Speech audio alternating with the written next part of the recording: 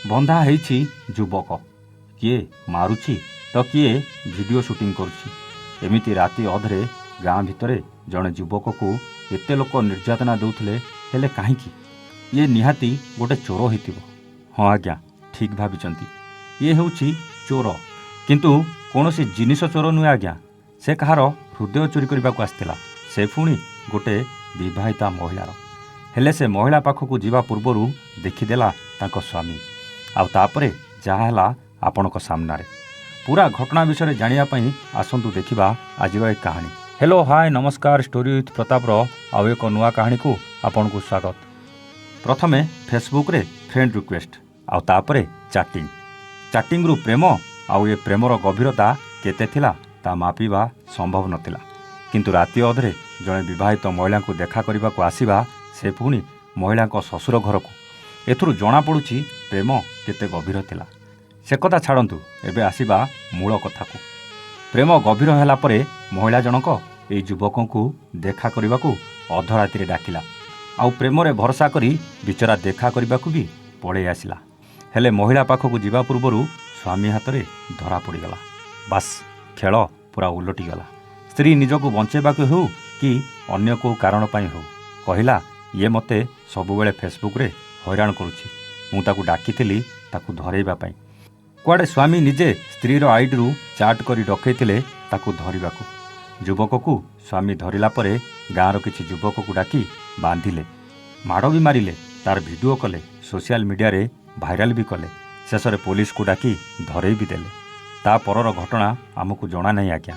ହେଲେ ଏଠି ଗୋଟେ କଥା ବୁଝି ହେଲାନି, ଯଦି ମହିଳା ଜଣକ ସେ ଯୁବକ ସହିତ ସମ୍ପର୍କ ରଖିବାକୁ ଚାହୁଁନଥିଲେ, ତାହେଲେ ତା ଫ୍ରେଣ୍ଡ ରିକ୍ୱେଷ୍ଟ କାହିଁକି ଆକ୍ସେପ୍ଟ କରୁଥିଲେ? ଯଦି କଲେ ତାହେଲେ ଚାଟ୍ କାହିଁକି କରିଥିଲେ? ଯଦି ଚାଟ୍ କଲେ ତାହେଲେ ପ୍ରେମ କଥା କାହିଁକି କଥା ହେଉଥିଲେ? ସାଙ୍ଗ ହିସାବରେ କଥା ହେଇପାରିଥାନ୍ତେ। ଆମେ କହୁନୁ ଏଠି ଯୁବକ ପୁରା ଠିକ୍ ବୋଲି, ହେଲେ କେବେ ଗୋଟେ ହାତରେ ତାଳି ବାଜେ ନା ଆଜ୍ଞା।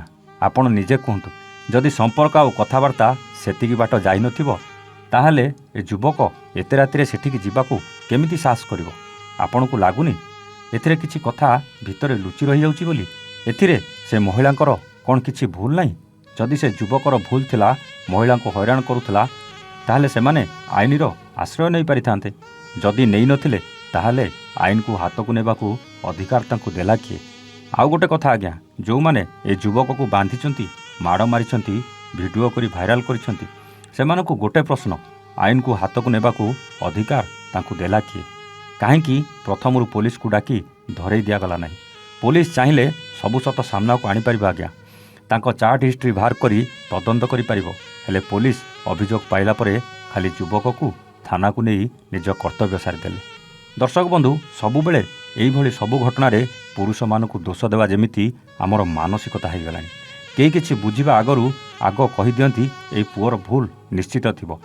ଯେତେବେଳେ ଗୋଟେ ପୁଅ ଝିଅକୁ ଧୋକା ଦିଏ ଆଉ ଝିଅ ଯାଇ ଥାନାରେ ଏତଲା ଦିଏ, ସେତେବେଳେ ପୁଅ ଉପରେ ସଙ୍ଗେ ସଙ୍ଗେ କାର୍ଯ୍ୟାନୁଷ୍ଠାନ ହୁଏ।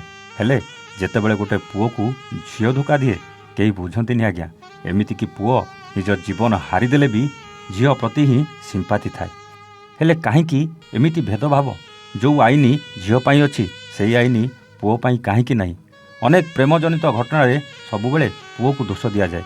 ଠିକ୍ ଏଠି ସେମିତି କେହି କିଛି ବିଚାର କରିବା ପୂର୍ବରୁ କେବଳ ପୁଅର ଦୋଷ ଦେଇ ଯୁବକ ସହିତ ଯାହା କଲେ କ'ଣ ଠିକ୍ କଲେ? ସତ କହିଲେ ସେ ମହିଳାର କ'ଣ କିଛି ଦୋଷ ନାହିଁ? ଯଦି ପୁଅର ଭିଡ଼ିଓ ଭାଇରାଲ କଲ, ତାହେଲେ ସେ ମହିଳା କିଏ ତାଙ୍କୁ ବି ଲୋକ ଜାଣିବାର ଆବଶ୍ୟକତା ଅଛି କି ନାହିଁ? ଯୁବକକୁ ପିଟିବା, ତାକୁ ବାନ୍ଧିବା ମାନବ ଅଧିକାର ଉଲ୍ଲଙ୍ଘନ ହେଉନି ତ? ଯଦି ହେଉଛି, ତାହେଲେ ପୋଲିସ ପଦକ୍ଷେପ ନେବା ଉଚିତ ନୁହେଁ କି? ବିଚାର ଆପଣଙ୍କର। ଆପଣଙ୍କ ବିଚାର କମେଣ୍ଟ କରି ନିଶ୍ଚିତ ଜଣାଇବେ। ଆଜି ପାଇଁ ରହୁଛୁ। ଆମେ ପୁଣି ଆସିବୁ ଆଉ ଏକ ନୂଆ କାହାଣୀ ସହିତ ଷ୍ଟୋରି ୱିଥ୍ ପ୍ରତାପରେ। ସେତେବେଳେ ଯାଏ ନମସ୍ତେ, ଜୟ ଜଗନ୍ନାଥ।